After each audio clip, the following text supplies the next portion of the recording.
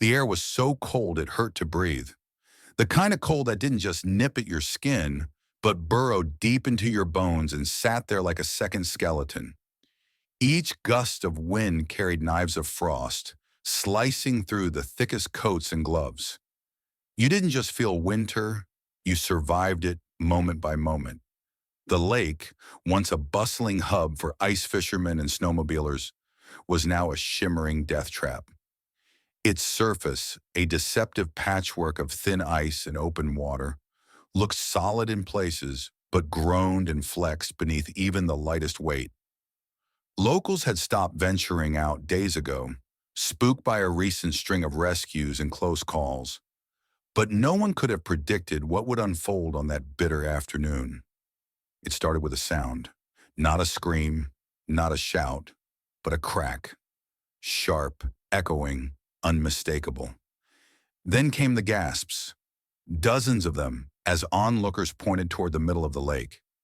There, just 40 feet from the safety of the shoreline, a young buck was thrashing in the water, its powerful legs churning frantically, sending up sprays of slush and foam. It had broken through the ice, likely drawn by instinct or desperation. Now it was drowning. Its antlers, beautiful, elaborate things, were glazed with ice, glinting like crystals under the pale winter sun. But they were no crown here. They were anchors dragging its head beneath the surface with every desperate thrash. People began to gather, forming a loose semicircle along the shore. No one dared step forward. The ice between them and the buck was visibly unstable, spider-webbed with cracks and dark blotches of water. A woman clutched her child's hand, tears freezing on her cheeks. "It's going to drown," she whispered, her voice barely audible over the howl of the wind. Others murmured in agreement, filming with shaky hands or shouting useless advice toward the flailing animal. But no one moved. No one, except for Jake Reynolds. Jake wasn't a hero, not in the conventional sense anyway. He wasn't a firefighter. He wasn't a paramedic. He was a mechanic, a simple man who spent his days elbow deep in carburetors and oil changes. The kind of guy who could rebuild a transmission with his eyes closed, but had never once been featured in a news article. He'd only stopped by the lake that afternoon to drop off a new battery for a buddy's ice auger. He hadn't planned on staying. He definitely hadn't planned on becoming part of something bigger.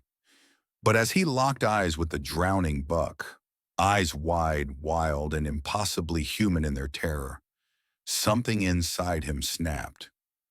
Later, he would call it a pull, like gravity had shifted and he was no longer in control of his own body. Something deep, primal, unshakable had taken over. Without a word, Jake shoved his phone into the hands of the nearest bystander and tore off his gloves. "Call 911, he muttered. Then he stepped out onto the ice. The surface held for a second. Then came the sound, a high crystalline crack that echoed across the lake like a gunshot. A web of fractures rippled outward from his boots. He didn't stop. The ice gave way beneath him, and he plunged into the black water. The shock of it hit like a lightning bolt. It stole the breath from his lungs and replaced it with pain. White hot, all-consuming. His muscles seized. His heart stuttered. But he didn't flail. He didn't scream. He swam. Through the blur of bubbles and slush, he saw the buck's eye, still open, still desperate. Its nostrils flared as it sucked in what might have been its last breath before going under again. Not today, Jake thought, and with a surge of adrenaline that defied logic, he lunged forward and seized the animal by its antlers. What happened next should have killed them both.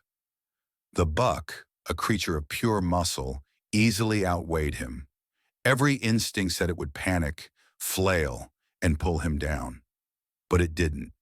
Whether out of exhaustion, trust, or sheer disbelief, it stilled, just long enough for Jake to find his footing on a submerged ledge of ice. He gritted his teeth and pulled. Each inch felt like a mile. The ice crumbled beneath his feet, gouged by the buck's hooves. Jake's vision swam with black spots. His arms felt like rubber, but he would not let go. And then, somehow, they broke through. The buck's head burst from the water, steam rising from its coat as it gasped for air. The crowd on the shore erupted in cheers, a sound that seemed impossibly distant to Jake's ringing ears.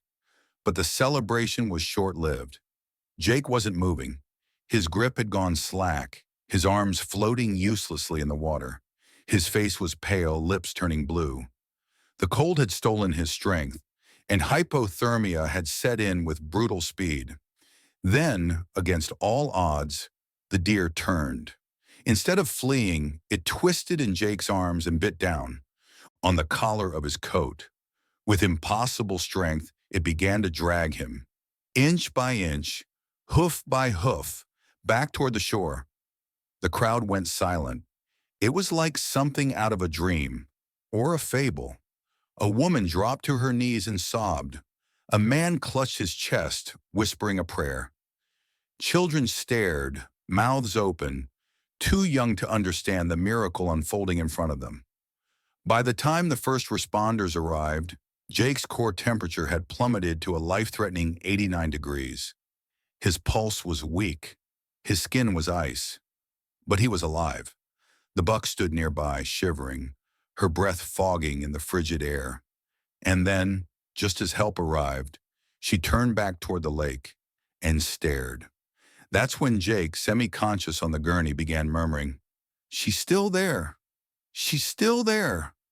At first, they assumed he was delirious, but then a wildlife officer shined a flashlight onto the surface of the lake and saw bubbles, dozens of them, rising in frantic bursts from a second hole, 20 feet from the first, a second deer, a fawn. The rescue operation that followed looked like something out of a movie. Firefighters in thick, insulated survival suits belly-crawled across the unstable ice. Ropes were tied around their waists. A drone buzzed overhead, its thermal camera searching for any sign of life beneath the freezing water. Minutes passed. Long, terrible minutes. And then, just as hope was slipping, one of the firefighters let out a shout. His glove punched through the ice and closed around a limp, sodden shape. The fawn. It wasn't breathing.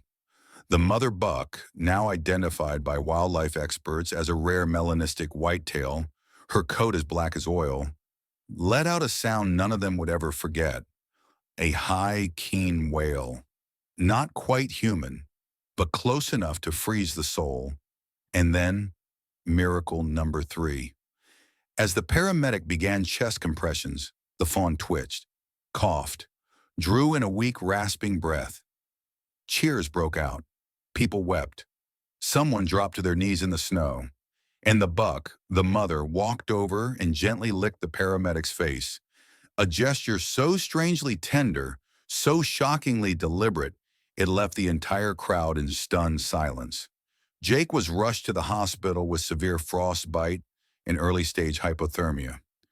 Doctors said he was lucky to be alive. His hands would never fully recover. He'd lost much of the sensitivity in his fingers, but he didn't seem to mind, because every morning, as he sipped coffee in his garage, he saw them. Midnight and her fawn. They never approached, but they never left either. Watching from the tree line, grazing, waiting, and Jake just smiled. Some say animals can't feel gratitude, that they lack the emotional depth for love, for sacrifice.